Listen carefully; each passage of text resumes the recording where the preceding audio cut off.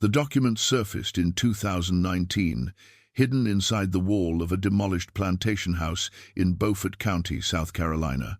Construction workers found it sealed in oilcloth, the ink faded but still legible, a letter written in 1831 by a white overseer named Edmund Hale to his brother in Charleston. The letter described something that terrified him so deeply he never sent it, instead hiding it where no one would find it during his lifetime. "There is a Negro here," Hale wrote, "who knows things he should not know. He speaks of events before they happen. The slaves believe he carries the spirits of his ancestors in his blood. I have whipped him until my arm ached, and still he looks at me with eyes that see through time itself. I fear this man, William. I fear him more than any living thing." The Negro's name, according to plantation records cross-referenced with Hale's letter, was listed as Jim in the ledger. But that wasn't his real name. His real name was Jabari Mansa, and what happened to him represents one of the most deliberately erased stories in American history. Because Jabari didn't just resist slavery through escape attempts or physical rebellion, he resisted through something far more dangerous to the system that enslaved him. He refused to let them take his mind. What you're about to hear has been buried for nearly 2 centuries. The records were destroyed, the witnesses silenced, and the story itself was treated as too dangerous to preserve. But fragments survived. Court documents, auction receipts, letters like Hale's that were hidden rather than destroyed. Testimony from enslaved people recorded decades after emancipation by researchers who understood that oral history carried truths that official records deliberately omitted. And when you piece these fragments together, they reveal something that plantation owners in the 1800s understood but could never admit publicly, that the most dangerous slave was not the one who ran or fought, but the one who remembered. Jabari Mansa arrived in Charleston Harbor in August 1807, 1 month before the act prohibiting importation of slaves would officially end the legal Atlantic slave trade to the United States. The ship was the Henrietta Marie, a Portuguese vessel that had operated under Spanish registry to circumvent increasing British naval patrols. Records show 312 Africans boarded that ship on the coast of present-day Senegal. 127 survived the crossing. The rest were thrown overboard, their bodies feeding sharks that learned to follow slave ships across the Atlantic like vultures following an army. But we're not starting there. We're starting 37 years later, in 1844, with what happened in the woods outside Beaufort, when Jabari did something that would be investigated by 3 separate court inquiries and ultimately lead to legislation specifically designed to prevent anyone from ever doing it again.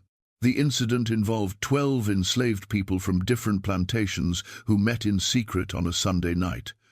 What they did during that meeting depends on who's telling the story.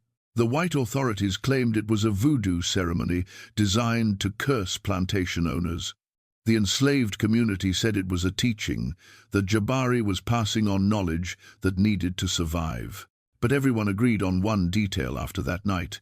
2 of the white men who discovered the gathering went slowly insane, speaking in languages they'd never learned, describing places they'd never seen, unable to distinguish their own memories from visions of events that hadn't happened yet. The courts called it hysteria, the enslaved people called it justice, and Jabari Mansa, when questioned under torture about what he'd done, said only this: "I showed them what we remember, and memory is a weapon they cannot take." To understand what he meant, you need to understand where Jabari came from and what he carried with him that proved more dangerous than any knife or gun. The Wolof Empire, in what is now Senegal, maintained an oral tradition stretching back centuries.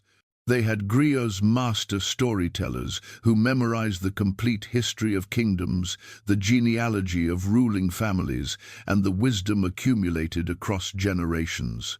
These men weren't just entertainers, they were living libraries, their minds containing information that would take years to transcribe if anyone had written it down. But the Wolof deliberately kept this knowledge oral because written documents could be destroyed, stolen, or altered. Human memory, trained and disciplined, proved more reliable than any archive. Jabari's grandfather had been a griot, not the highest rank, but respected enough that his family carried status. They weren't royalty, but they weren't farmers or laborers either. They existed in that middle tier of African society that white slave traders found most profitable, educated enough to be valuable, but not powerful enough to be protected. When French and Portuguese traders established their forts along the Senegalese coast, they paid local chiefs to provide captives from this exact social class. Smart enough to be useful, isolated enough to be expendable. Jabari was 17 when the raiders came. This wasn't a random attack or village raid. This was business. The local chief, whose name history has conveniently forgotten, had signed a contract to provide 50 young men to a Portuguese trader named Valentim da Silva. The contract specified ages between 15 and 25, physically healthy, no visible diseases or disabilities. Da Silva paid in textiles, rum and iron bars, the standard currency of the slave trade, and the chief's men selected their targets with the precision of people fulfilling a commercial order. They took Jabari during the dry season, when young men traveled to fishing villages near the coast to trade goods. There were 6 of them, all from families with some education or skill. The chief's men didn't capture random villagers. They captured future leaders, people who would have become teachers, administrators, merchants, people whose knowledge and intelligence could be converted into labor value on American plantations. The holding facility near the coast was a stone fortress the Portuguese had built specifically for processing human cargo. It wasn't a prison in the traditional sense. It was a warehouse. The captives were chained in large rooms, given minimal food and water, and kept alive just long enough to be transported to the ships waiting offshore. During those 3 weeks in the fortress, Jabari watched as the psychological destruction began before the physical journey even started. Some captives broke immediately, retreating into catatonic silence. Others became violent, attacking the guards even though it meant immediate death. But most did what Jabari did, they observed. They memorized details. They tried to understand the system that had swallowed them so they might find some way to survive or exploit a weakness. This wasn't heroic. It was practical. Warriors who didn't study their enemies died quickly. During those 3 weeks, Jabari met a man who changed his understanding of what resistance could mean. The man was older, perhaps 40, and had been a griot of much higher rank than Jabari's grandfather. His name was Boubacar, and he'd been captured, deliberately taken because a rival political faction had sold him to Portuguese traders to eliminate his influence. Boubacar understood something that Jabari at 17 hadn't fully grasped yet. They weren't just stealing people's bodies. They were attempting to erase cultures, languages, entire civilizations' worth of accumulated knowledge. "Listen to me carefully," Boubacar said during one of the few moments when the guards weren't watching. "They will try to make you forget your name. They will try to take your language. They will beat you until you believe you are what they call you. But if you can keep your memories intact, if you can preserve what you know about who you were before they took you, you carry something they cannot destroy. Memory is not weakness. Memory is the only weapon that survives every torture." This wasn't a speech about hope or eventual freedom. Boubacar was too practical for that. He was teaching a specific survival technique, the preservation of identity through deliberate memory work. The way a griot memorizes thousands of lines of genealogy, Jabari would need to memorize everything about himself that the slave system would try to erase. His family's lineage, the geography of his homeland, the stories his grandfather had told him, the taste of foods he'd eaten, the sound of his mother's voice, the specific way sunlight looked at dawn over the Senegal River. "They will take your freedom," Boubacar continued. "They will take your body. But your mind remains your own until you surrender it. And if enough of us refuse to surrender, if we keep remembering and teaching what we remember, they cannot fully win. They can enslave us, but they cannot erase us." 3 days later, Boubacar died. The official cause was listed as dysentery, but the other captives knew better. He'd simply stopped fighting to survive, his body giving up even though his mind remained clear until the end. Before he died, he made Jabari promise something specific. "Remember everything, not just your own story, but mine. My name was Boubacar Diallo, son of Mamadou Diallo, griot of the Wolof court. I was born in 1767 during the reign of," and he recited his complete lineage, going back 7 generations. Jabari memorized every word. When the Henrietta Marie departed the African coast with its cargo of 312 captives, Jabari carried something in his mind that the ship's captain, Antonio Fernandez, would never know existed. He carried complete genealogical records of 2 Wolof families, oral histories of Senegalese kingdoms, and the systematic knowledge of how to preserve memory under conditions designed to destroy it. This knowledge would prove far more dangerous to American slavery than any weapon. The Middle Passage was exactly what you've read about in every account of the slave trade: systematic horror designed to maximize the number of surviving bodies while minimizing the cost of transport. Jabari was chained in the cargo hold for 11 weeks, his movement so restricted that muscles atrophied. The ship's surgeon, a man named Dr. Henrique Costa, kept detailed logs of the crossing. These logs survived and were later acquired by abolitionist researchers. They make for disturbing reading, not because of any explicit description of violence, but because of their clinical detachment. Day 23. 5 Negroes died overnight, likely from dysentery. Threw bodies overboard at dawn. Day 30. Storm damage to forward cargo hold. Water contamination affecting approximately 40 Negroes. Expect mortality increase. Day 47. Fever spreading in aft hold. Separated sick Negroes to prevent wider contagion. 12 died. Day 66. Food stores adequate. Water stores low, but sufficient for estimated arrival date. What these logs don't record is what happened in the minds of the people chained in that darkness. The psychological destruction that comes from sustained sensory deprivation, the smell of death and waste, the sounds of people losing their sanity, the knowledge that you're being transported to something worse than this hell. But Jabari had Boubacar's teaching. During those 11 weeks, while his body weakened nearly to death, his mind engaged in an act of defiant preservation. He recited everything he'd memorized. Every name in his family lineage, every story his grandfather had told him, every geographical detail of his homeland. When he finished his own memories, he recited Boubacar's lineage, the one he'd memorized before the old griot died. When he finished that, he began memorizing new things: the faces of people chained near him, the patterns of the ship's daily routines, the specific phrases the Portuguese crew used when bringing food or inspecting cargo. This wasn't optimism, it was technique. He was deliberately exercising his mind the way an athlete exercises muscles, keeping it functional despite conditions designed to destroy cognition. Other captives noticed what Jabari was doing. A woman chained near him, whose name he would later learn was Aminata, asked him why he was whispering constantly. When he explained, she understood immediately. She'd been a merchant's daughter, educated in calculation and record-keeping. She began her own memory work, reciting prices and trade routes and customer names from her father's business. Then she taught these to Jabari, and he taught her his genealogies. Without discussing it explicitly, they were creating a small resistance network of shared memory, ensuring that if one of them died, the other would carry both sets of knowledge forward. When the Henrietta Marie reached Charleston Harbor in August 1807, 127 captives had survived. Jabari was so physically weakened that the ship's surgeon initially categorized him as possibly unsuitable for sale.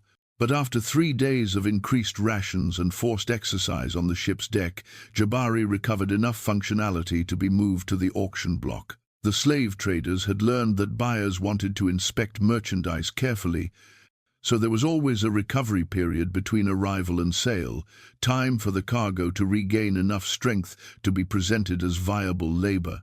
The auction happened at Ryan's Mart on Chalmers Street in Charleston. The building still stands, now a museum, but in 1807 it was one of the busiest slave markets on the Atlantic coast.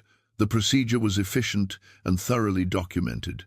Each captive was assigned a lot number, examined by potential buyers, and sold to the highest bidder. The examinations were dehumanizing in ways that historical accounts often sanitize. White men inspected teeth, felt muscles, examined genitals, looking for any sign of disease or defect that might reduce value.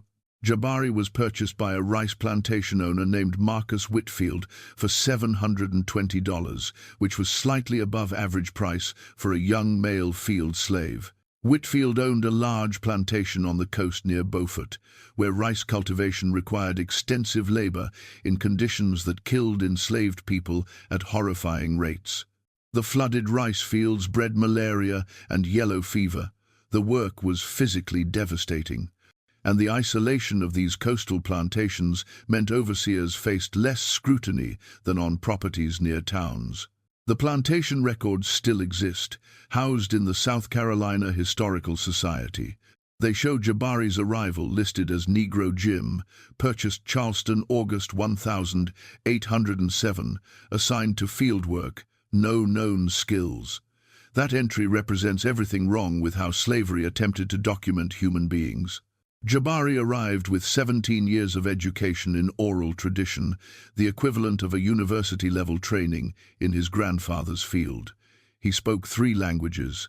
He could recite historical chronicles that would fill volumes if transcribed. But to Marcus Whitfield, he was just Negro Jim, no known skills. What happened next? The way Jabari began his specific form of resistance started not with a dramatic action, but with a quiet choice during his first week on the Whitfield plantation. The overseer, a man named Thomas Brennan, was explaining work assignments through a combination of demonstration and violence. He didn't speak any African languages, and none of the newly arrived Africans spoke English.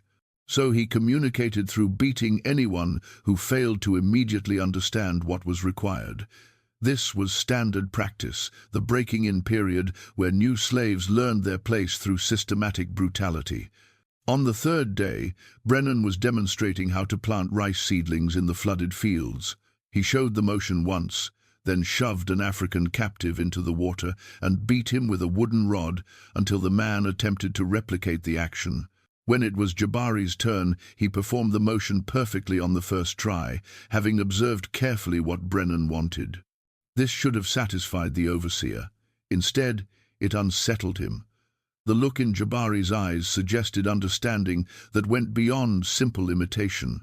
It suggested intelligence actively learning, not a beast being trained through repetition. "You watching me, boy?" Brennan said, though Jabari couldn't understand the English words yet. "You think you're smart?" Jabari maintained eye contact, which was itself an act of defiance. Enslaved people were supposed to lower their eyes when white men addressed them. But Jabari had been taught by his grandfather that a man who lowers his eyes has already surrendered his dignity.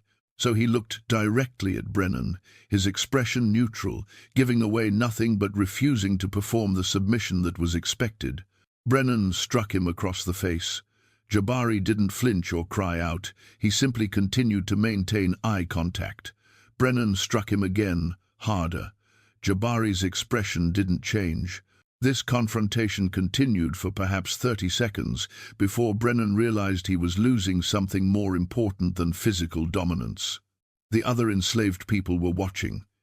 If he continued beating a man who refused to show pain or submission, he would demonstrate that violence had limits, that some things couldn't be beaten out of people. So Brennan made a strategic retreat, ordering Jabari back to work and making a mental note that this particular African needed special watching. That evening, Brennan wrote in his daily log, "New Negro from Charleston auction shows defiant character. Recommend strict discipline to prevent influence on other slaves." This entry would be the first of dozens documenting the overseer's growing fear of a man who worked as required, but somehow maintained an inner world that the amount of violence could reach. That night, chained in the slave quarters, Jabari began teaching. He spoke softly in Wolof to the other African-born captives nearby. Not all of them understood his language, but several did.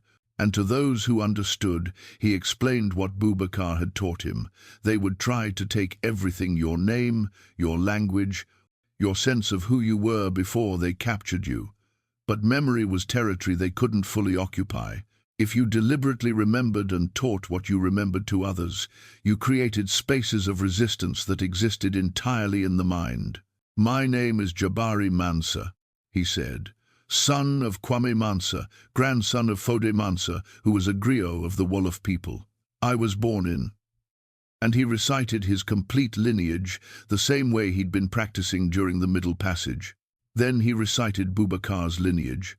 Then he asked each person there to tell him their real names, where they came from, and anything they remembered about their families. And he memorized every word. This was how it started. Not with an escape attempt or a violent rebellion, but with the systematic preservation of identity through shared memory.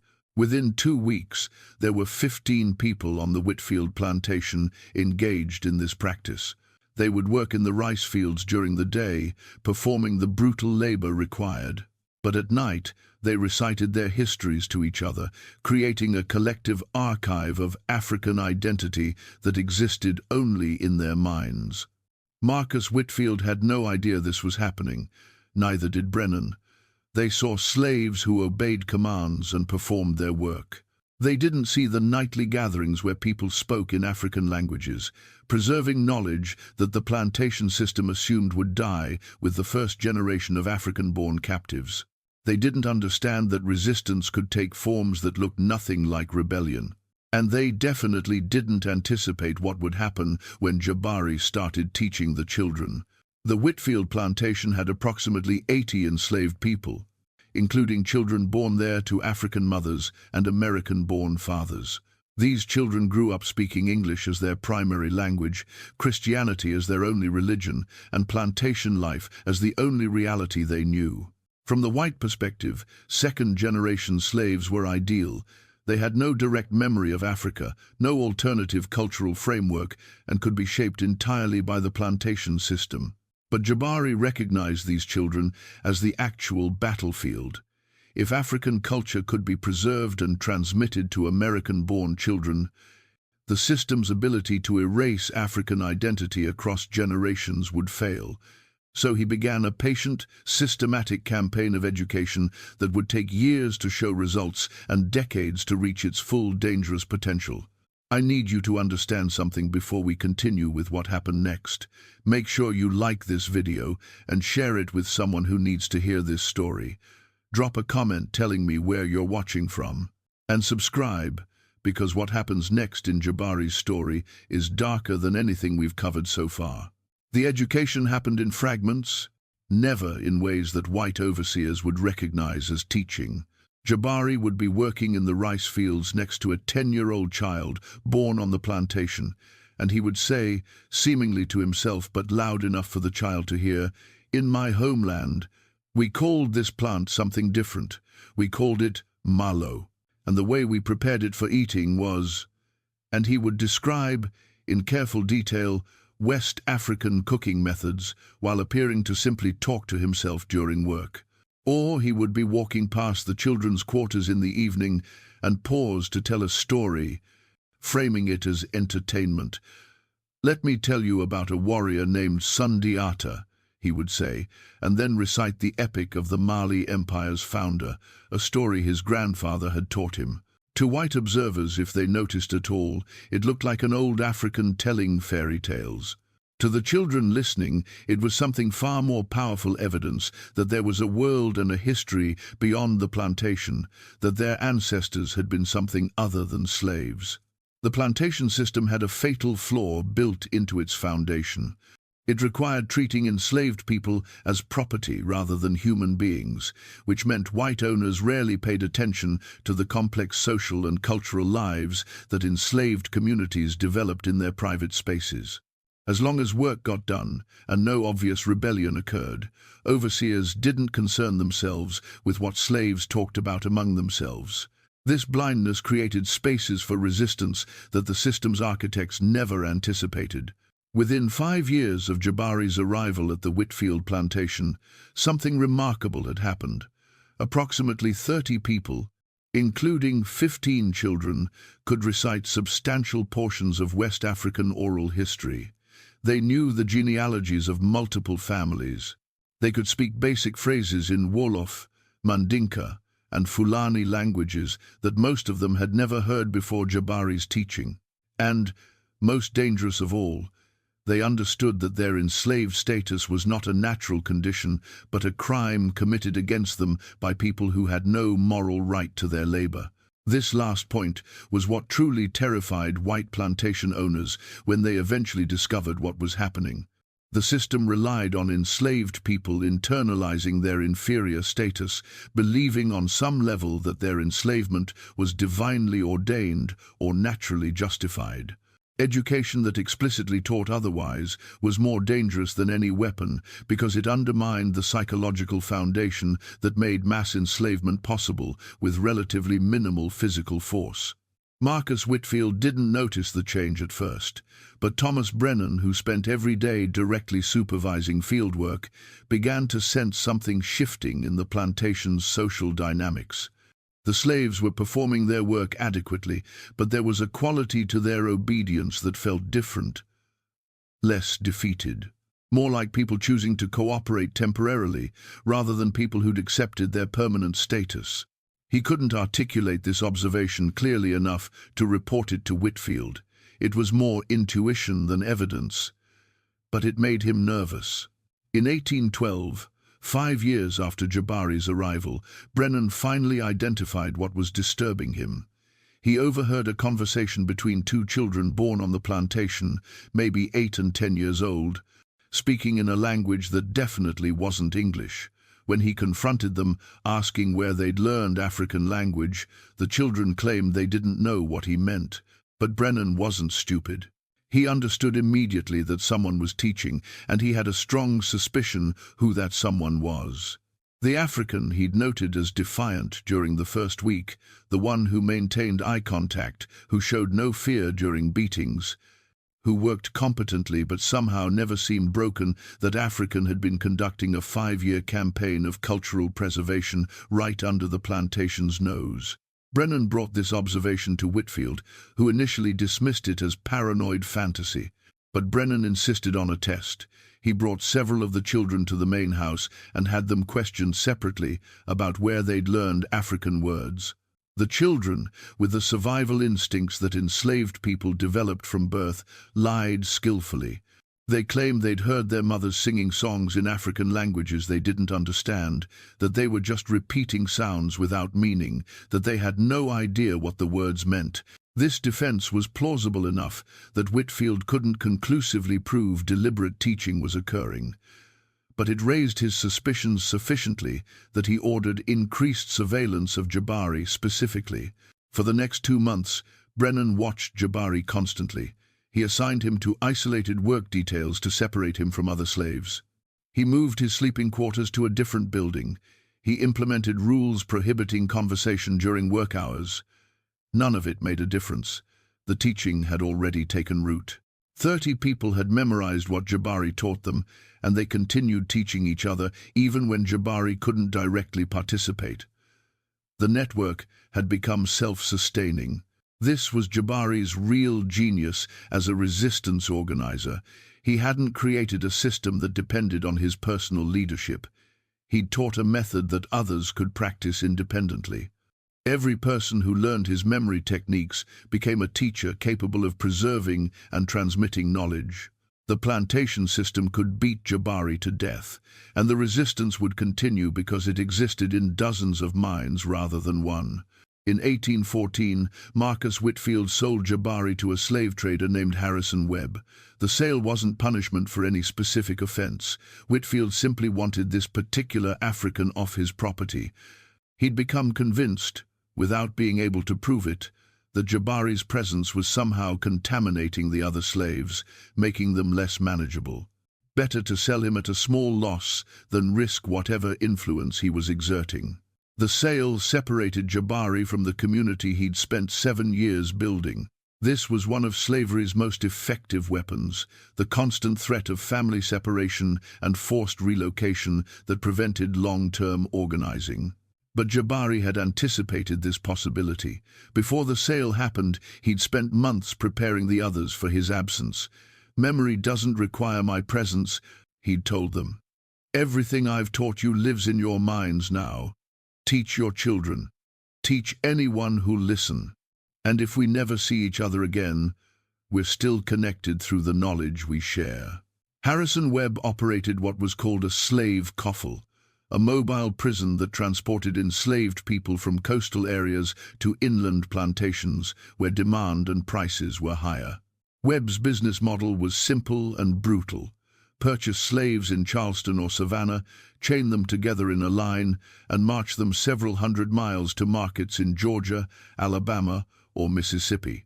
The journey typically took 6 to 8 weeks and killed approximately 10% of the merchandise through disease, injury, or exhaustion.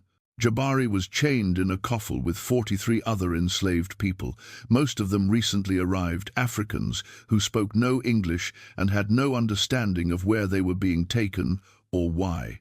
The march began in Charleston and headed west toward Alabama, following routes that deliberately avoided major towns where abolitionists might try to interfere.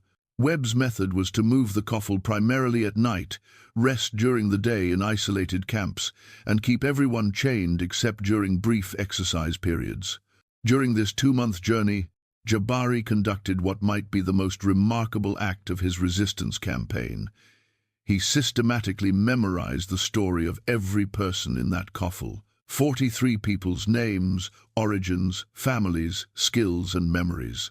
He created a mental archive of 43 African identities that the slave system intended to erase, and he began teaching them his memory preservation techniques during the evening rest periods when Webb allowed minimal conversation. Most of these people would die on Alabama cotton plantations within a decade. Their bodies would be worked to death and buried in unmarked graves. Their names would be forgotten, their families would never know what happened to them, and history would record them as nothing but inventory losses in plantation ledgers. But for 2 months in 1814, they had someone who listened to their stories and remembered. Someone who treated them as complete human beings with histories worth preserving. And many of them learned enough of Jabari's techniques to carry that practice forward, creating small networks of resistance on whatever plantations they ended up. The coffle reached Montgomery, Alabama, in October 1814. Webb sold most of his merchandise at an auction there, but Jabari and 7 others were transported an additional 100 miles to a cotton plantation owned by a man named Samuel Crawford. Crawford's plantation was large, even by Alabama standards, nearly 3,000 acres worked by over 200 enslaved people. The scale was staggering. This wasn't a farm. It was an industrial operation that processed human beings into cotton with mechanical efficiency. The conditions on Crawford's plantation were noticeably worse than what Jabari had experienced at Whitfield's rice operation. Cotton cultivation required year-round labor. During planting season, enslaved people worked 16-hour days, preparing fields and planting seeds. During growing season, they maintained fields through constant weeding and pest control. During harvest, they picked cotton from dawn until they literally collapsed from exhaustion, with daily quotas that increased every year as overseers developed more efficient exploitation techniques.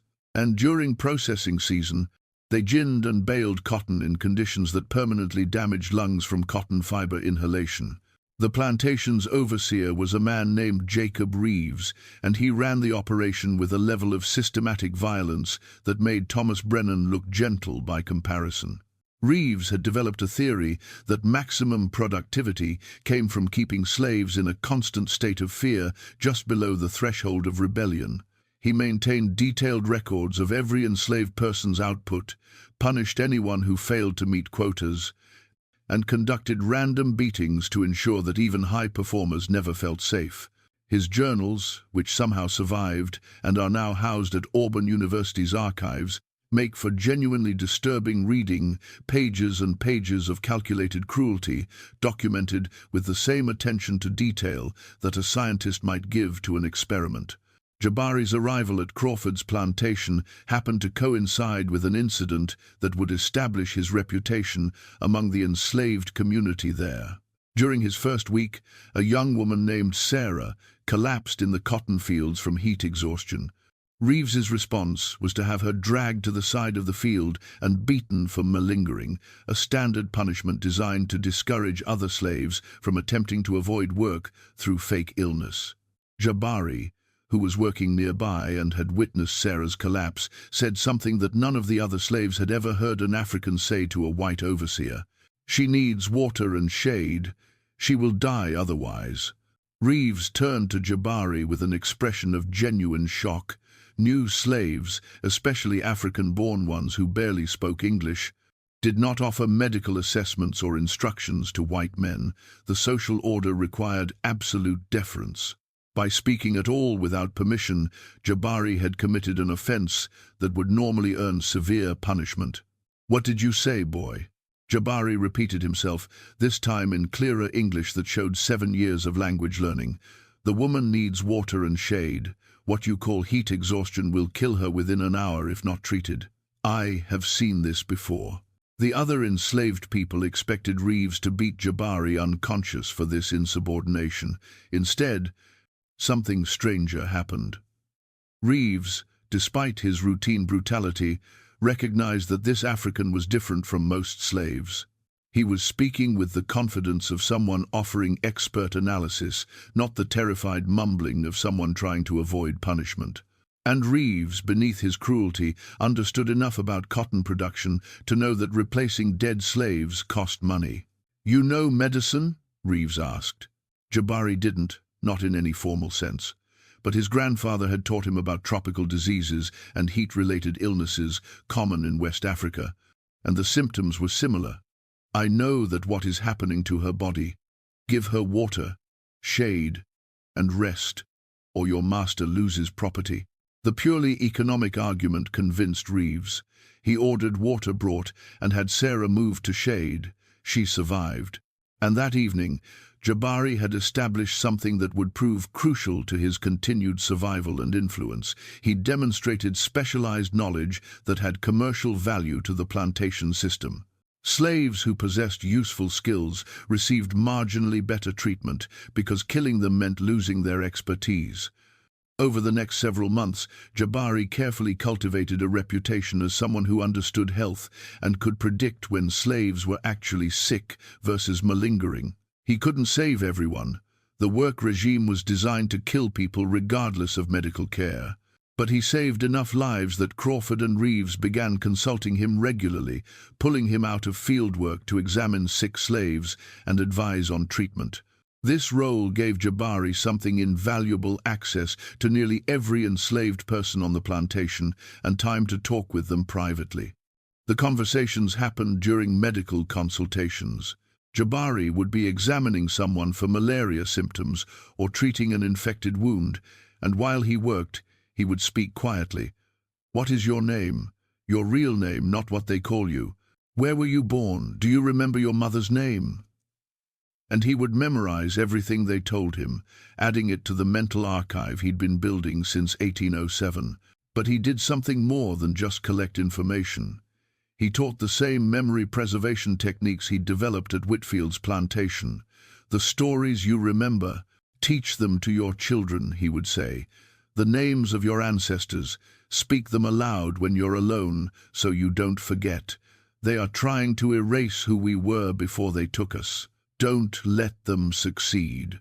By 1820, Jabari had been on Crawford's plantation for 6 years and had created another network of cultural preservation involving at least 50 people.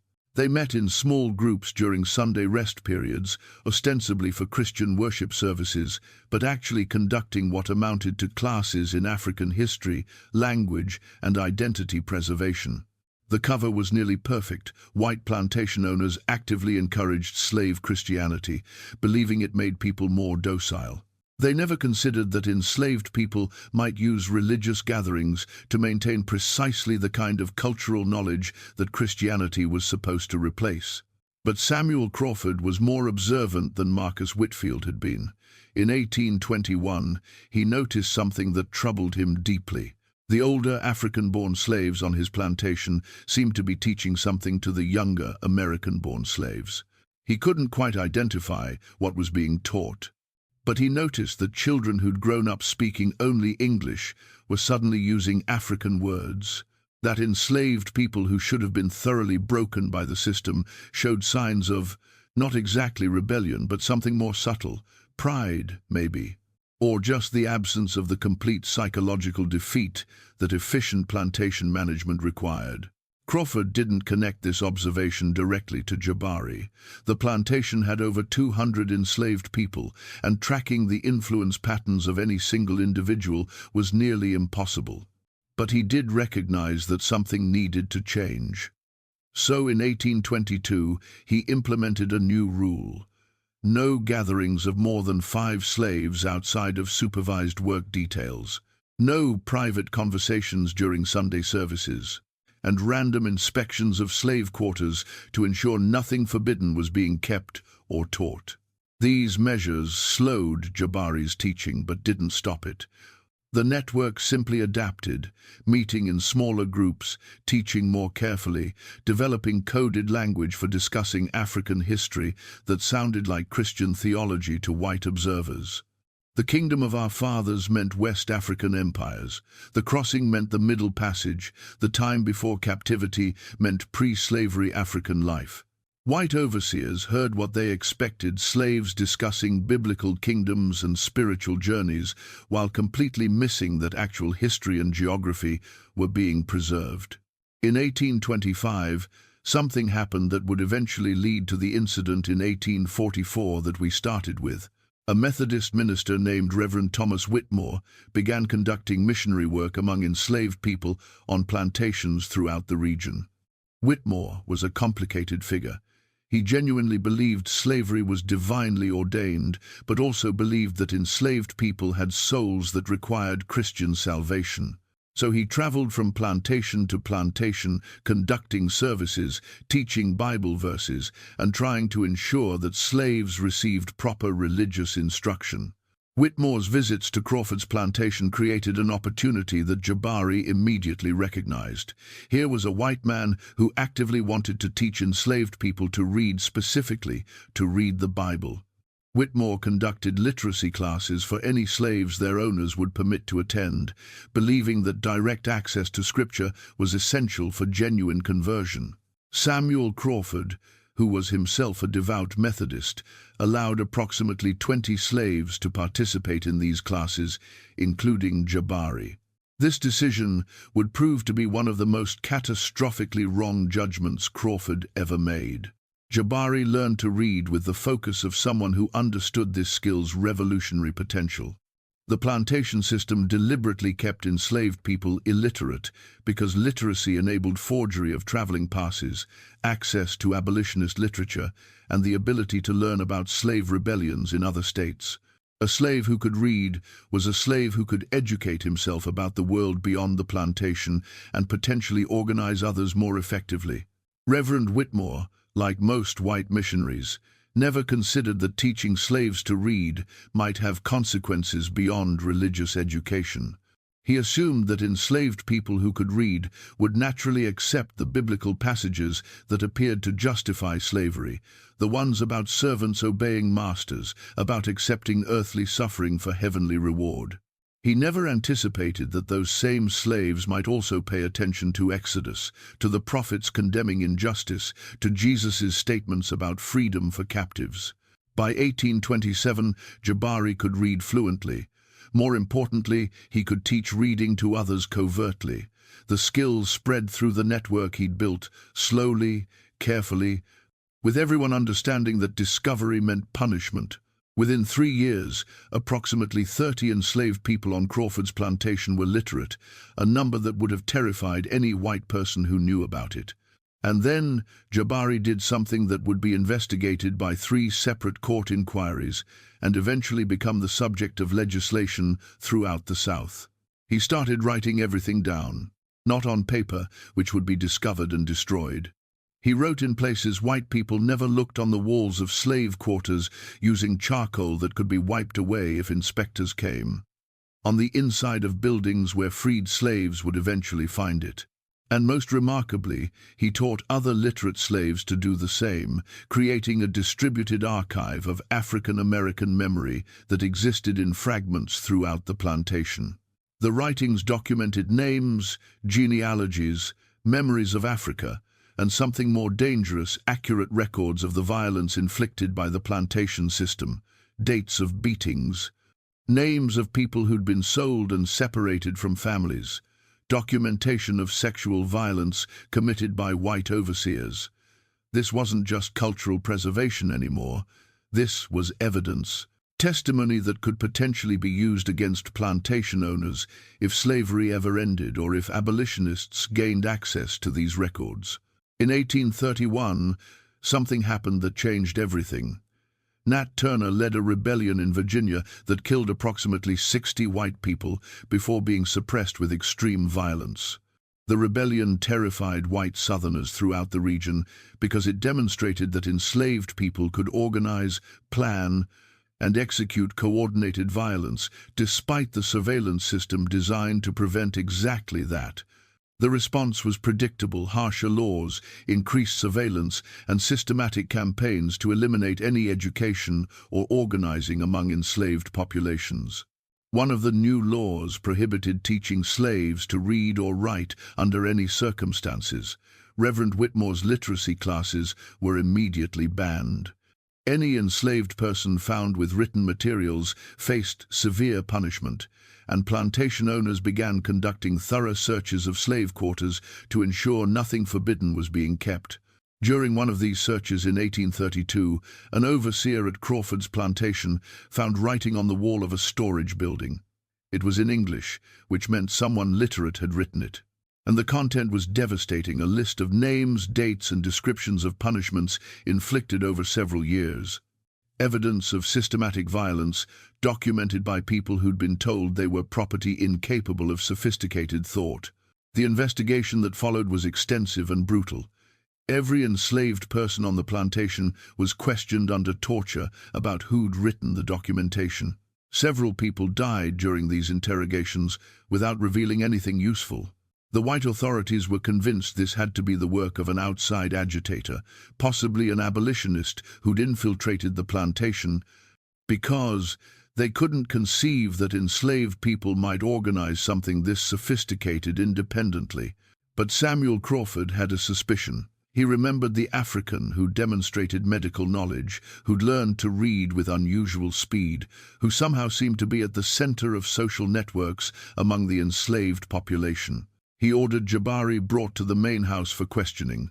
What happened during that interrogation was documented in court records from the subsequent legal proceedings. Crawford, along with Jacob Reeves and 2 other white witnesses, spent 3 hours trying to get Jabari to confess to writing the forbidden documentation. They used every interrogation technique available: beatings, threats, psychological pressure. And Jabari's response was the same thing he'd been doing since 1807, he remembered. During the interrogation, when Crawford demanded to know who had written the forbidden documentation, Jabari looked at him with the same direct eye contact that had disturbed Thomas Brennan 20 years earlier, and said something that the court records preserved verbatim because everyone present found it so unsettling. "I wrote nothing, but I remember everything. Every name of every person you've brutalized, every date of every beating, every child torn from their mother's arms and sold, every woman raped by your overseers, every man worked to death in your fields. I carry all of it here." And he pointed to his head. "You can destroy paper, you can burn books, but you cannot burn memory. And memory is a weapon you will never take from us." The room went silent. What disturbed Crawford and the others wasn't defiance. They'd dealt with defiant slaves before. What disturbed them was the implication of what Jabari was claiming. If he'd actually memorized years' worth of detailed records, dates, names, specific incidents, then he possessed something far more dangerous than written documentation. He was a living archive that couldn't be destroyed without killing him, and even then, he'd clearly taught his methods to others. Jacob Reeves, who'd been present during the interrogation, later wrote in his personal journal, "The Negro speaks with a clarity that suggests genuine recall rather than fabrication. If what he claims is true, if he and others like him have systematically memorized records of plantation operations, then we face a threat unlike any rebellion. These are witnesses who will testify against us if abolition ever comes. They are building a case in their minds that will condemn us." Crawford's response was to sell Jabari immediately, not as punishment, but as removal of a problem too complex to solve. If Jabari was teaching memory techniques to other slaves, then killing him wouldn't stop the spread. But removing him from the plantation might contain the damage. So in 1832, Jabari was sold to a slave trader named Richard Moss, who transported him to South Carolina. This was Jabari's third forced relocation, and he was now in his early 40s, old for an enslaved field worker.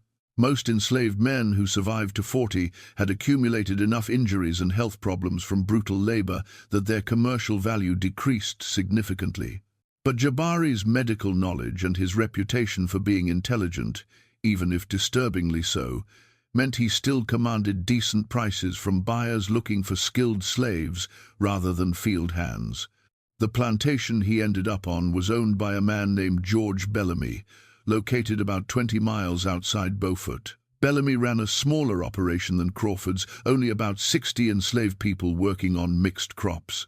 But he had a particular interest in what he called Negro management theory. Bellamy believed that the most efficient plantations weren't those with the most brutal overseers, but those that understood slave psychology and manipulated it scientifically.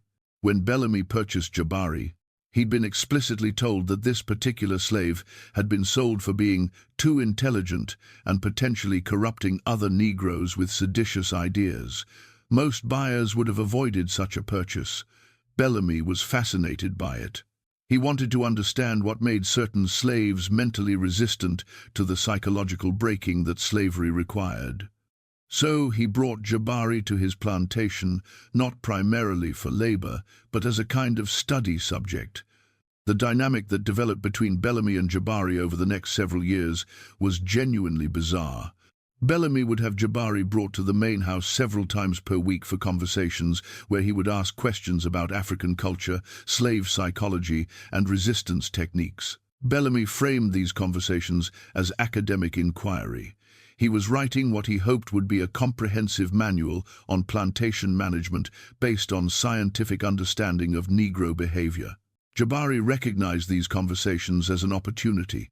He began teaching Bellamy deliberately false information, mixed with enough truth to seem credible. He would explain that African-born slaves were naturally incapable of complex planning, that they responded best to consistent routine and moderate discipline, that second-generation slaves who'd been properly Christianized showed no interest in African culture. All of this was calculated to make Bellamy believe that the threat of slave intelligence and organization was overblown, that proper management techniques could eliminate any risk. Meanwhile, Jabari was conducting his actual work among the enslaved community on Bellamy's plantation. Within 6 months, he'd established the same network he'd built on previous plantations: systematic teaching of memory preservation, African cultural education, and the creation of living archives of enslaved people's identities and experiences. But he added something new, something he'd been developing since his interrogation at Crawford's plantation. He began teaching people how to weaponize their memories. The technique was sophisticated and drew on practices his grandfather had taught him about griot training. A properly trained griot could recite information in ways that affected listeners psychologically, using rhythm, repetition, and emotional resonance to make stories memorable and impactful.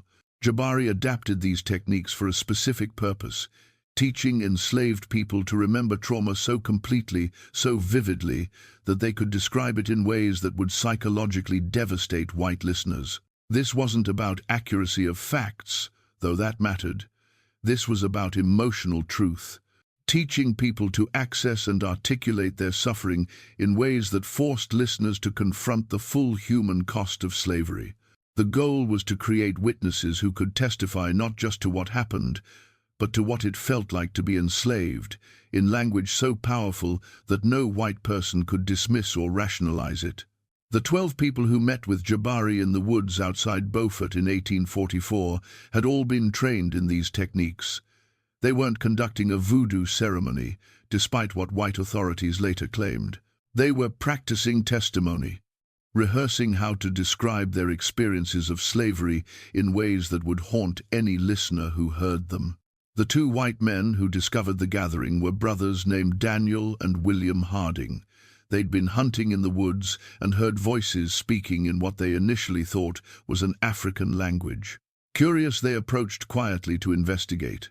What they witnessed was Jabari leading what appeared to be some kind of ritual where each person stood and recited their life story in vivid, emotionally devastating detail. The court records from the subsequent investigation include testimony from Daniel Harding describing what he heard. The Negroes spoke about their enslavement with a precision and emotional force that seemed unnatural. One woman described being separated from her children with such detail, the specific sounds they made when crying, the feeling of her breasts still full of milk days after they took her babies, the nightmares she still had decades later that I found myself physically ill listening. Another man described the Middle Passage in language so vivid that I could smell the ship's hold. Hear the chains rattling, feel the terror. It was as if they were forcing their suffering directly into my mind. What disturbed the Harding brothers most wasn't the content of these testimonies, troubling as that was. What disturbed them was the effect. After listening for perhaps 20 minutes before revealing their presence, both men reported experiencing vivid, intrusive thoughts about the experiences they'd heard described. Daniel Harding testified that for weeks afterward, he would suddenly find himself experiencing fragments of memories that weren't his sensations of being chained in darkness, emotional states of grief over lost children, phantom pain from beatings he'd never received. William Harding's experience was more severe.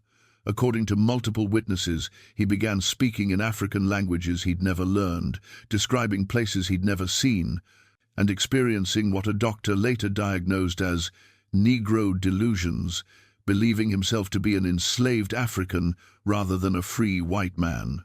His condition deteriorated over several months until he required institutionalization. The white community's response to this incident was immediate panic. If enslaved people had developed some kind of psychological technique that could affect white people's minds, that could transmit trauma through mere description, then the entire foundation of slavery was threatened. The system depended on white people being able to inflict and witness suffering without experiencing empathy or psychological consequences. If that barrier could be broken, if slaves could make their owners feel what slavery actually meant, the moral sustainability of the institution would collapse. 3 separate investigations were launched. The first was a local inquiry by the Beaufort County Sheriff to determine whether Jabari and the others had used some kind of African witchcraft or poison to affect the Harding brothers. This investigation included testimony from multiple witnesses, but ultimately concluded that no physical substances or supernatural forces were involved. The second investigation was conducted by the South Carolina Medical Society, which examined William Harding and tried to understand his condition. Their report, which still exists in the Society's archives, is remarkable for its honesty about what they found. The patient exhibits symptoms consistent with having experienced traumatic events he could not have personally lived through. He describes enslavement with the specificity of direct experience, despite being born free. We can identify no medical explanation for this transfer of memory or trauma. The only hypothesis that accounts for observed symptoms is that extended exposure to detailed descriptions of suffering can create psychological impressions that mimic actual experience. The third investigation was conducted by the state legislature, which convened a special committee to assess whether new laws were needed to prevent whatever Jabari had done. This committee heard testimony from plantation owners throughout the region, consulted with ministers and doctors, and ultimately produced a report that recommended sweeping changes to how enslaved people were managed. The report's key finding was buried in the middle of a long document, but it was devastating in its implications. We conclude that the teaching of memory techniques to slaves, combined with their systematic documentation of plantation operations and their development of methods for vividly describing their experiences, represents a threat to public order that requires immediate legislative action. If enslaved populations can preserve detailed records of their treatment and transmit these records through oral tradition, they create evidence that could be used against slaveholders in the event of abolition or federal intervention. More immediately, if slaves can affect white citizens psychologically through sufficiently vivid description of their suffering, they possess a weapon that conventional plantation management cannot neutralize. The legislation that followed, passed in South Carolina in 1845 and adopted in modified form by several other southern states, included provisions that specifically targeted the kind of resistance Jabari had pioneered. It prohibited teaching enslaved people any memory techniques or mnemonic systems. It made it illegal for more than 3 slaves to meet privately without white supervision. It required plantation owners to rotate slave populations regularly to prevent the formation of long-term communities where knowledge could be preserved across generations. And most tellingly, it mandated the separation or sale of any enslaved person identified as possessing unusual intelligence or capability for organized resistance. George Bellamy, whose plantation had been the site of the 1844 incident, faced significant social pressure from other plantation owners. They viewed him as having been dangerously naive in allowing Jabari extended contact with other slaves and access to the kind of freedom that enabled organizing. The expectation was that Bellamy would make an example of Jabari, a public execution, or at minimum, a punishment severe enough to terrify any other enslaved people considering similar resistance. But Bellamy did something that surprised everyone. He refused to have Jabari killed.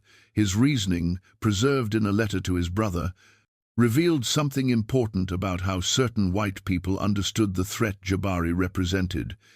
If we kill him, we make him a martyr and confirm that his methods are powerful enough to frighten us. If we torture him publicly, we prove that psychological resistance warrants the same violent response as physical rebellion, which validates his approach. The most effective response is to contain him while publicly dismissing his influence as overblown hysteria. So instead of execution, Bellamy sold Jabari to a man named Edmund Hale, who ran a small plantation in the interior of South Carolina with only about 20 enslaved people. The expectation was that Jabari would be isolated on a small plantation where his influence would be minimal and where Hale, who'd been warned about Jabari's history, would keep him under strict surveillance. This was 1845. Jabari was now in his mid-50s.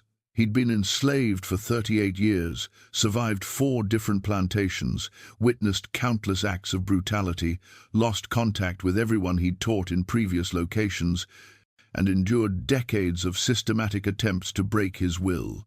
Any reasonable person would have been psychologically destroyed by this accumulation of trauma. Any normal human being would have surrendered to despair. But Jabari wasn't normal. He'd spent 38 years practicing and refining techniques for psychological resistance that transcended anything the slave system had encountered before.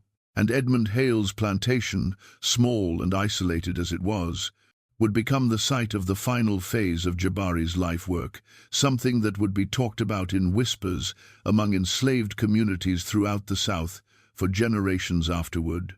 Edmund Hale's plantation was different from the large industrial operations Jabari had experienced. With only 20 enslaved people, everyone knew each other intimately. There was no anonymity, no way to conduct secret meetings or organize without Hale becoming aware of it.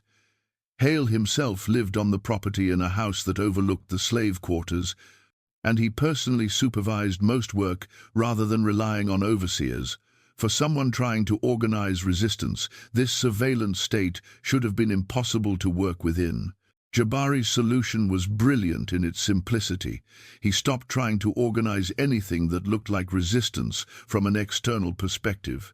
Instead, he focused entirely on teaching a single practice that could be done individually, silently, and in ways that no surveillance could detect. He taught people how to meditate on their memories in ways that preserved identity while processing trauma. This practice drew on techniques his grandfather had taught him, adapted through nearly 4 decades of experience with slavery's psychological impact. The core principle was that memories of trauma needed to be acknowledged and preserved rather than suppressed, but they needed to be held in ways that didn't destroy the person carrying them. You had to remember the middle passage without letting that memory prevent you from experiencing joy. You had to preserve the knowledge of family members sold away without being paralyzed by grief. You had to maintain awareness of systematic injustice without succumbing to hopelessness. The technique involved what Jabari called witnessing, a practice where you would sit quietly, typically late at night when no one was watching, and deliberately recall specific traumatic memories while maintaining emotional distance. You would describe the memory to yourself in detail, acknowledging what happened and how it felt, but framing yourself as an observer documenting events rather than a victim being destroyed by them. This created psychological space between your core identity and the trauma you'd experienced, preventing the trauma from completely defining who you were. Western psychology wouldn't develop similar techniques until more than a century later, when therapists working with trauma survivors would independently discover that controlled exposure to traumatic memories in safe contexts could reduce their psychological impact. But Jabari had developed this practice through his own experimentation with managing the psychological damage of slavery, refined through decades of teaching others and observing what worked. The 20 enslaved people on Hale's plantation learned this practice from Jabari over the course of several years. It required no group meetings, no suspicious gatherings, no obvious organizing. Jabari would simply work alongside someone in the fields and speak quietly about the technique. Tonight, when you're alone, think about the worst thing that ever happened to you, not to dwell in the pain, but to witness it. Tell yourself the story as if you're describing it to someone who needs to understand. And then remind yourself that happened to you, but it is not all of you.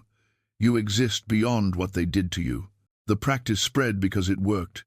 People who engaged in this systematic witnessing reported feeling less crushed by their memories, better able to maintain hope despite their circumstances, more connected to who they'd been before enslavement. And crucially, the practice was self-sustaining. Once you learned it, you could continue independently. You didn't need Jabari's presence or anyone else's. The resistance existed entirely within your own mind. Edmund Hale noticed changes in his enslaved population that troubled him.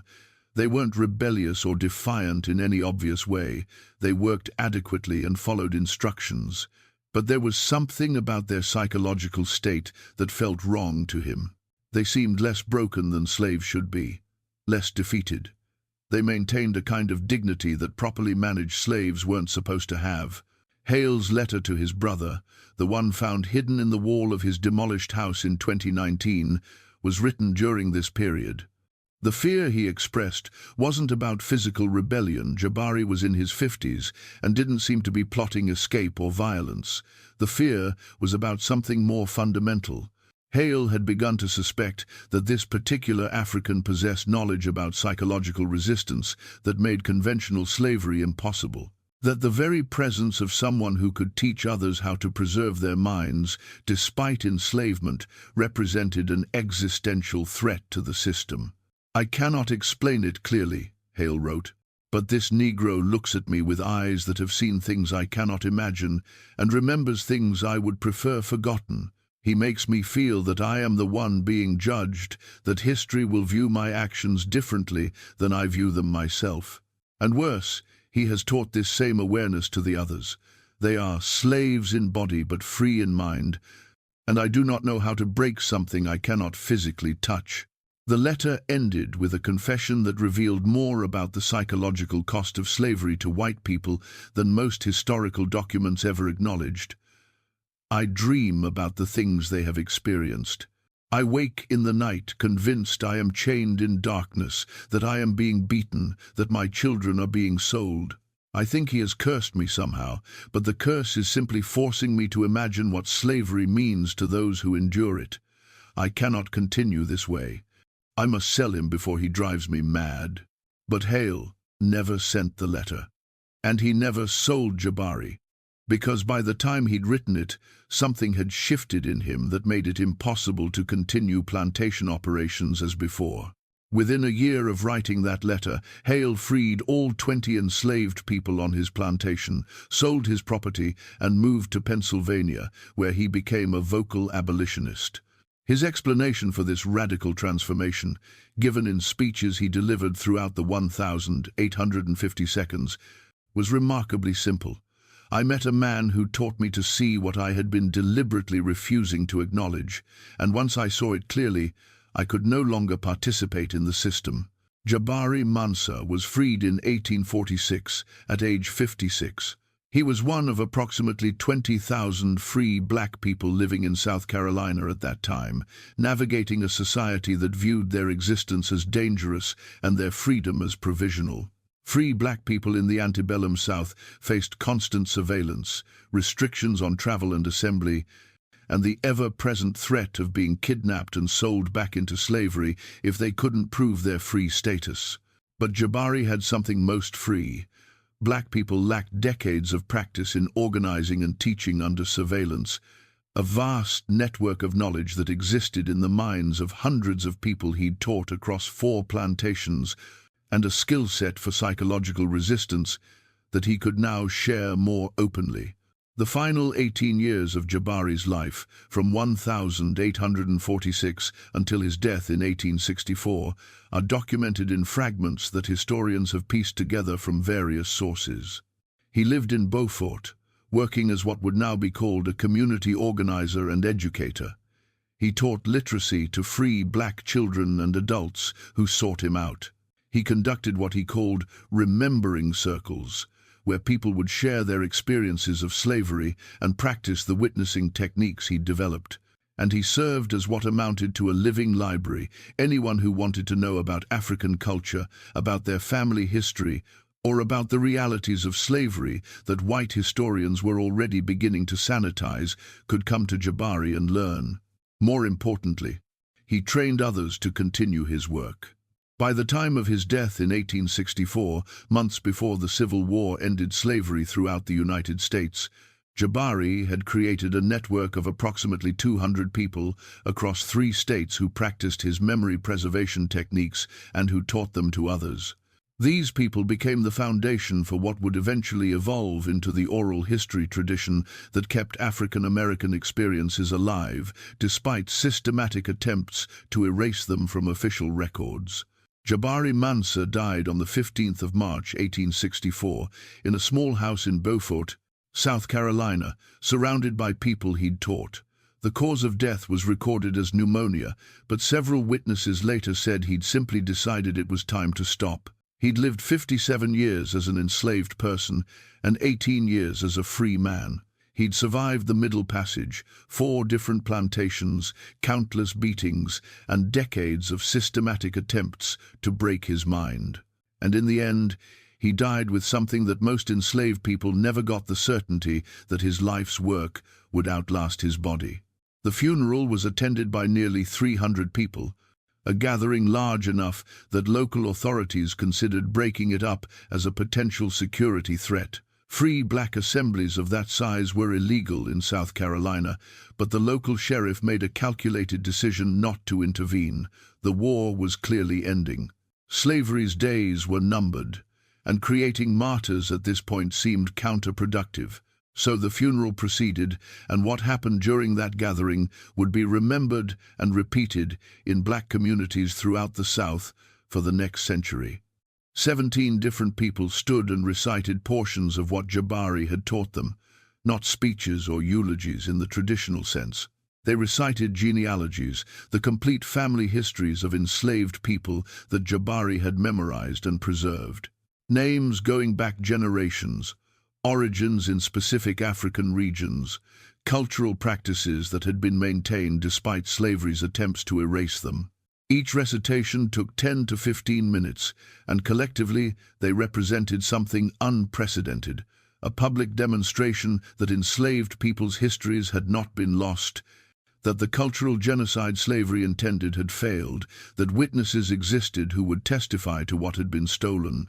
A woman named Charlotte, who'd been freed 2 years earlier, stood and recited the names of 47 people who'd been sold from George Bellamy's plantation between 1832 and 1845. She spoke each name clearly, gave the date of their sale, described where they'd been taken if that information was known, and listed family members they'd been separated from. The recitation took 20 minutes. When she finished, she said simply, "Jabari taught me to remember these people so they would not disappear from history. They were here, they existed, and we bear witness."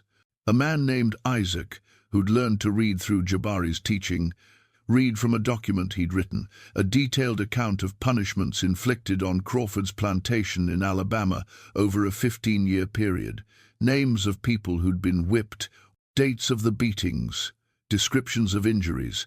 He'd compiled this document based on what Jabari had taught him and what he'd remembered himself. And he announced that copies of this testimony would be preserved and eventually delivered to federal authorities investigating slavery's conditions.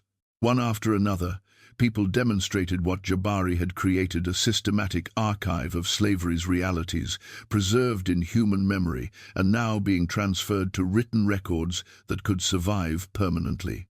This wasn't celebration or mourning in the conventional sense. This was documentation. Evidence presented publicly for the first time because the people carrying it finally felt safe enough to speak. The local white community's response to this funeral tells you everything about why Jabari's story had to be erased. Several people who attended wrote letters to relatives or kept diary entries describing what they'd witnessed. These documents, scattered across various historical archives, revealed genuine terror at what they'd seen. A plantation owner named Robert Hutchinson wrote to his brother, "They have been keeping records, detailed, accurate records of everything that has been done to them, names, dates, specific incidents.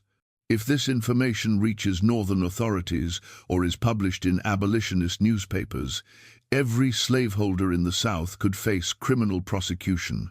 More immediately, if this is what one African accomplished through teaching memory techniques, we must confront the possibility that hundreds or thousands of enslaved people possess similar knowledge. We have been documenting our own crimes without realizing our victims were doing the same." A Methodist minister named Reverend James Sullivan, who'd attended the funeral out of curiosity, wrote in his diary, "I witnessed something today that shook my understanding of what we have done. These people spoke about their enslavement with a precision and detail that made clear they have been conscious witnesses to their own oppression, not the unthinking laborers we convinced ourselves they were. And the African who taught them this witnessing, who spent decades training people to remember and testify, has created something we have no defense against, truth preserved beyond our ability to suppress it." Within 2 weeks of Jabari's funeral, a coordinated campaign began to suppress any discussion of what had happened there. Local newspapers that had initially reported on the funeral were asked to print corrections, suggesting the crowd had been smaller and the testimonies less detailed than initially reported. Ministers were instructed not to discuss the incident from their pulpits. And most tellingly, plantation records throughout the region began to be systematically destroyed. Ledgers that documented punishments, sales, and operational details were burned or lost in ways that suggested deliberate elimination of evidence. This suppression campaign extended beyond South Carolina. In Alabama, when authorities learned that enslaved people trained by Jabari had been documenting plantation operations, multiple properties experienced mysterious fires that destroyed their record-keeping buildings. In Georgia, several free black people who'd been known to practice Jabari's memory preservation techniques were arrested on fabricated charges and forcibly relocated to areas where they had no existing community connections.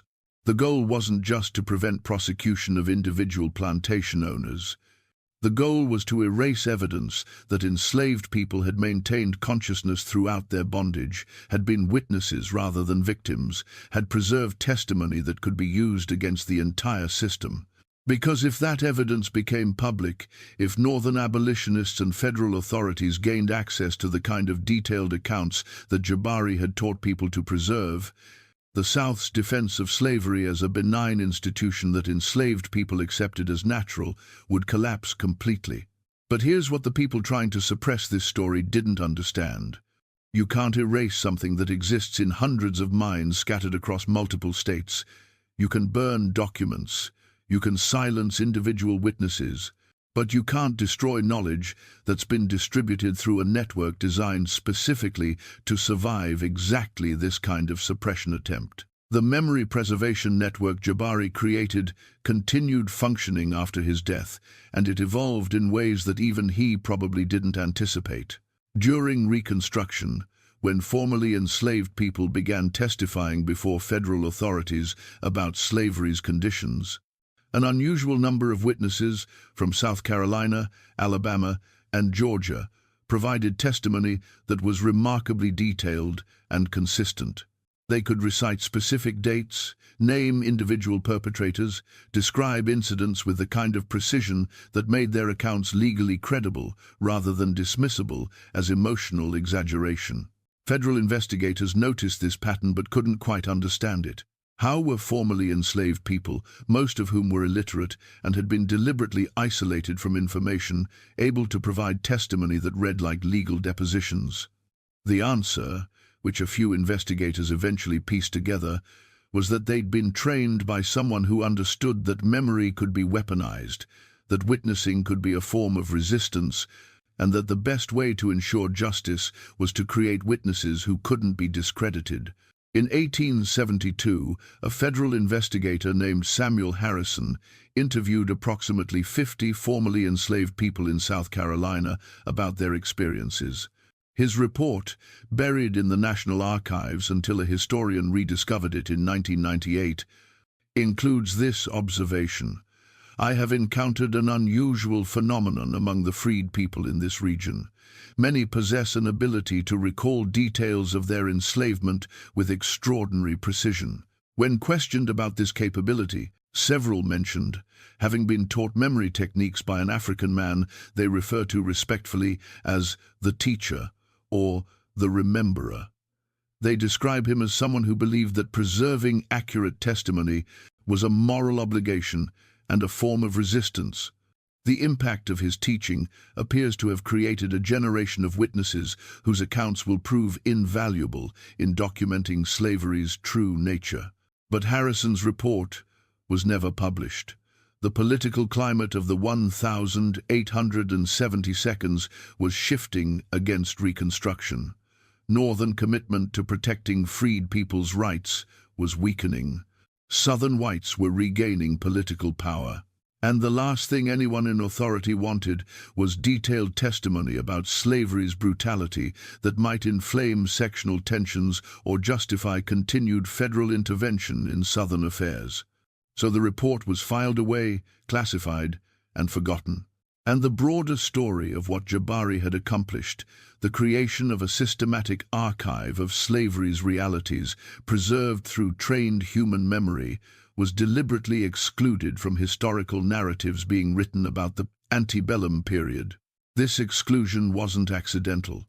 In the decades following the Civil War, as American historians began constructing official narratives about slavery, they faced a fundamental problem. If they acknowledged that enslaved people had maintained consciousness, had witnessed and remembered their oppression, had created sophisticated resistance networks that white authorities never fully detected. It would undermine every justification for slavery that Southern culture had constructed.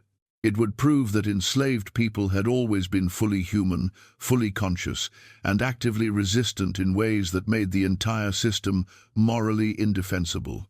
So instead, historians created a narrative where enslaved people were victims who endured passively until Northern armies freed them, where African culture was erased within a single generation and replaced entirely by American Christianity, where resistance meant only physical rebellion or escape attempts, never psychological or cultural preservation. This narrative allowed everyone North and South to move forward without confronting the full implications of what slavery had been and what enslaved people had done to survive it. Jabari's story disappeared into this historical erasure. The court records from the 1844 investigation were archived but never referenced in published histories. Edmund Hale's letter remained hidden in a wall for 175 years. The testimonies from Jabari's funeral were preserved in private papers but never included in official accounts. And the entire phenomenon of enslaved people systematically documenting their experiences through trained memory was treated as if it had never happened. What makes this erasure particularly disturbing is that it was successful for so long. For more than a century, American historians taught that enslaved people left no reliable testimony about their experiences because they were illiterate and traumatized. Scholars claimed that understanding slavery required relying primarily on plantation records and white observers' accounts because enslaved people's perspectives weren't preserved in ways that met historical standards of evidence. This wasn't ignorance. This was deliberate, because the evidence existed in scattered court records, in private papers, in oral traditions maintained by African American communities. It just wasn't acknowledged as legitimate historical source material, because doing so would require admitting that everything mainstream history had claimed about slavery was incomplete at best and actively deceptive at worst. The rediscovery of Jabari's story began in the 1962 during the Civil Rights Movement, when historians started seriously investigating African American oral traditions as legitimate historical sources. Researchers interviewing elderly black people throughout the South began hearing references to memory preservation practices, to witnessing circles, to an African teacher who'd lived in the 19th century and taught people to remember despite trauma. These references were fragmentary and inconsistent, but they appeared frequently enough that serious historians recognized they might point to something real. One of those historians was a researcher named Dr. Margaret Chen, who was investigating enslaved people's psychological resistance strategies for her dissertation at Howard University in 1967. Chen interviewed over 300 people, mostly elderly descendants of enslaved people, asking about family stories and cultural practices that had been passed down through generations. Approximately 40 of her interview subjects mentioned ancestors who'd learned memory preservation techniques from an African man in South Carolina in the years before the Civil War. Chen spent the next 15 years tracking down documentary evidence to corroborate these oral histories. She found Edmund Hale's court testimony from 1845. She located portions of Jacob Reeves's plantation journals in Auburn University's archives.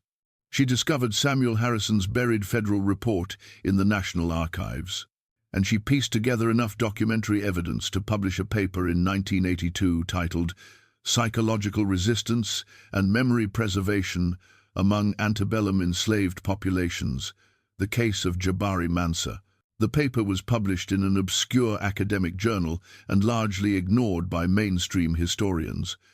But it provided the first scholarly documentation that an enslaved African man had created a systematic network for preserving cultural memory and testimony that functioned across multiple states and survived beyond his lifetime. Chen's work established that oral histories about this figure were based on historical reality, not myth or collective imagination. Then, in 2019, when construction workers found Edmund Hale's letter hidden in that plantation house wall, suddenly there was physical evidence that corroborated everything Chen had documented. A white plantation owner, writing in 1831, describing an enslaved African who possessed knowledge about psychological resistance that terrified him, who could affect white people's minds through the power of preserved memory and vivid testimony, who represented a threat that conventional plantation management couldn't neutralize. The letter's discovery sparked renewed interest in Jabari's story. Historians began searching for additional documentation, and what they found was evidence of a massive, coordinated suppression campaign, destroyed records, buried reports, oral histories that were collected but never published, testimony that was recorded but deliberately excluded from historical narratives. Why was this suppression so thorough? Why was Jabari's story considered so dangerous that it needed to be erased even after slavery ended, even after the Civil War, even after Reconstruction failed and white supremacy was legally re-established throughout the South? The answer reveals something essential about American memory and historical narrative. Jabari's story proved that enslaved people were conscious witnesses who preserved detailed testimony about their experiences. It proved that psychological and cultural resistance was more sophisticated and effective than physical rebellion.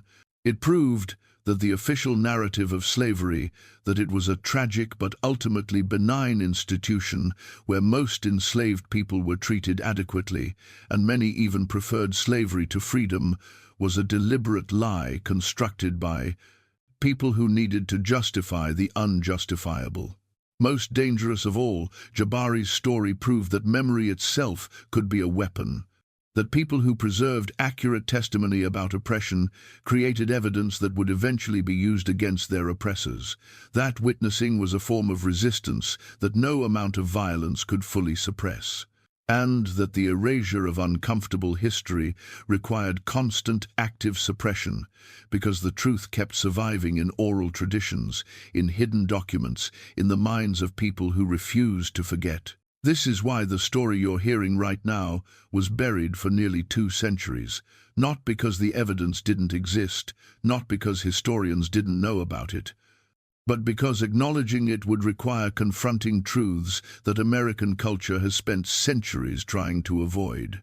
That slavery wasn't an unfortunate system that everyone participated in passively. That enslaved people weren't victims without agency. That psychological resistance was more dangerous to slavery than any physical rebellion.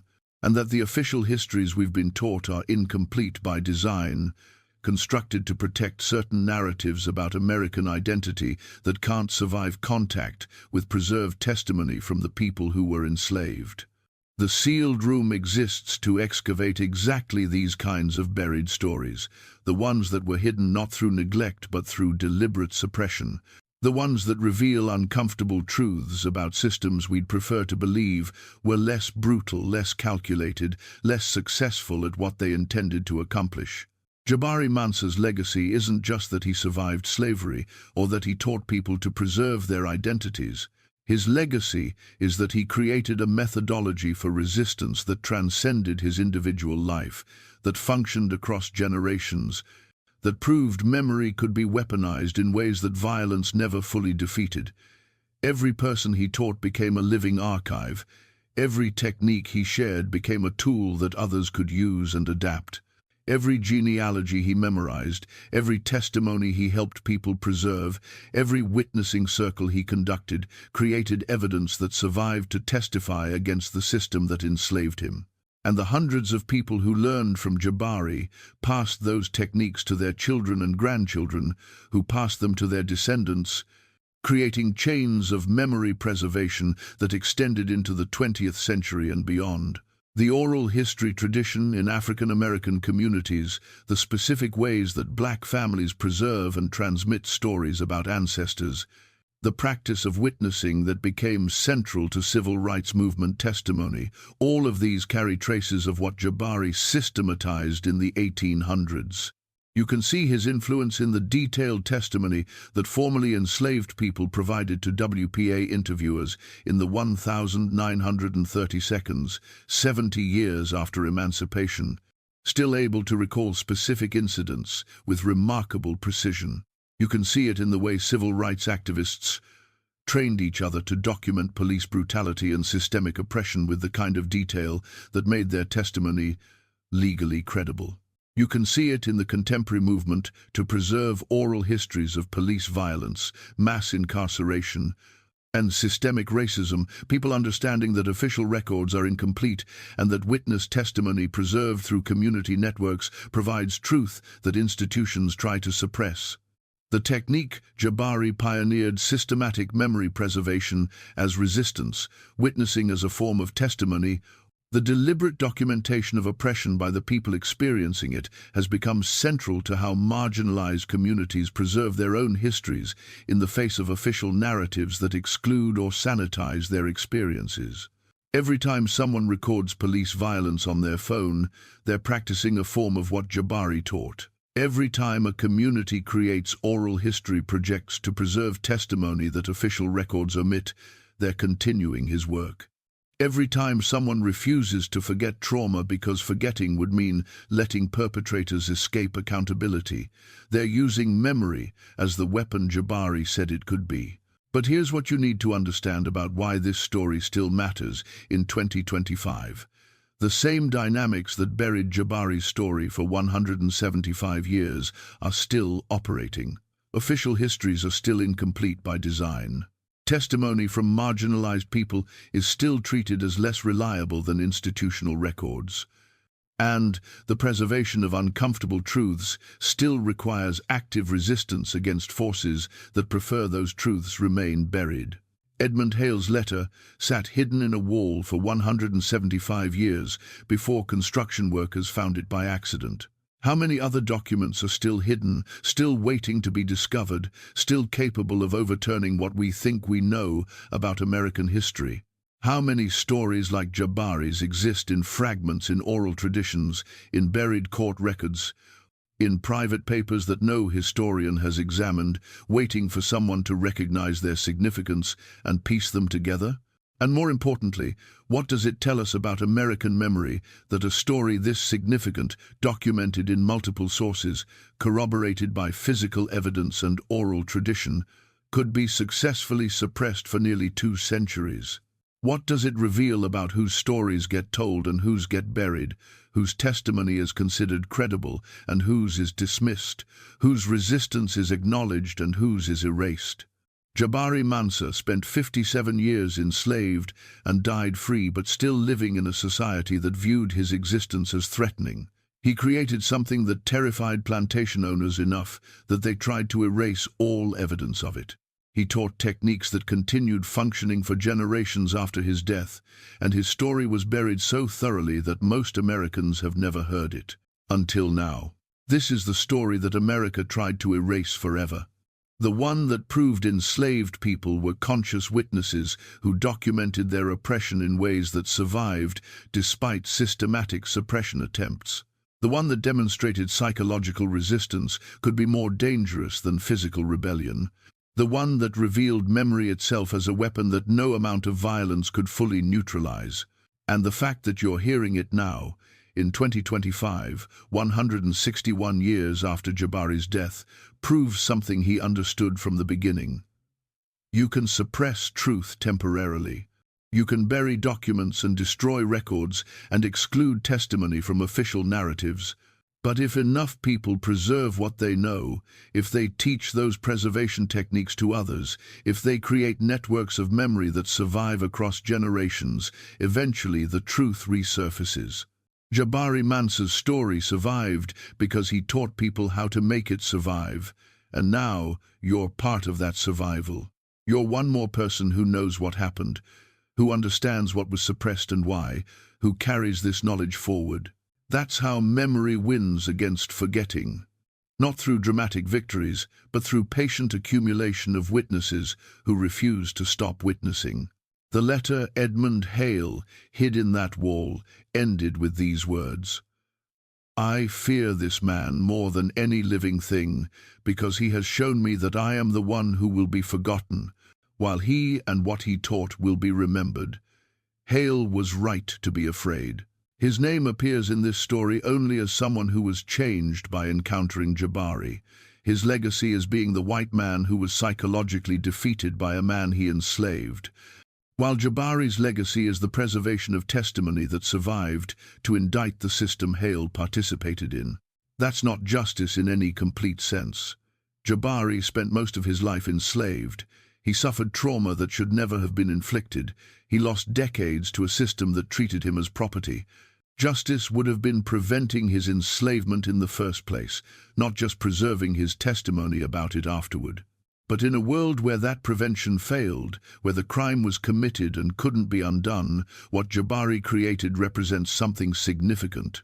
Evidence that survives to testify, methods that others can learn and adapt, proof that consciousness and memory can't be fully destroyed, even by systems designed specifically to destroy them. And the demonstration that the most dangerous resistance isn't always the most visible, that teaching people to witness and remember can be more threatening to oppressive systems than any physical rebellion. That's the story America tried to erase. That's the truth that was buried in walls and archived reports and oral traditions that mainstream historians ignored for 175 years. And that's why it matters that you're hearing it now, that you know what happened, that you understand what was suppressed and what survived anyway. Because the next time you hear official history that seems too clean, too sanitized, too conveniently aligned with narratives that protect powerful institutions, remember that Jabari's story existed in documents and testimonies for 175 years before anyone acknowledged it publicly. Remember that absence of evidence in official records often means deliberate suppression rather than actual absence. And remember that the most important truths often survive not in archives, but in oral traditions, in community memories, in the testimony of people who lived through what official history prefers to forget. Jabari Mansa proved that memory is a weapon, that witnessing is resistance, that preservation of testimony can survive longer than the systems that created the trauma being testified to. His story was buried because it was dangerous, and the fact that it survived anyway proves his methods worked. Now you carry that knowledge forward. You're one more witness to what was suppressed and what survived. One more person who knows that American history is incomplete, that official narratives exclude uncomfortable truths, that testimony from marginalized people exists even when mainstream sources claim it doesn't. That's how memory defeats forgetting. Not through institutional acknowledgement, but through networks of people who refuse to stop remembering and teaching what they know. This is the forbidden story that America tried to erase forever. And the fact that you heard it means the erasure failed.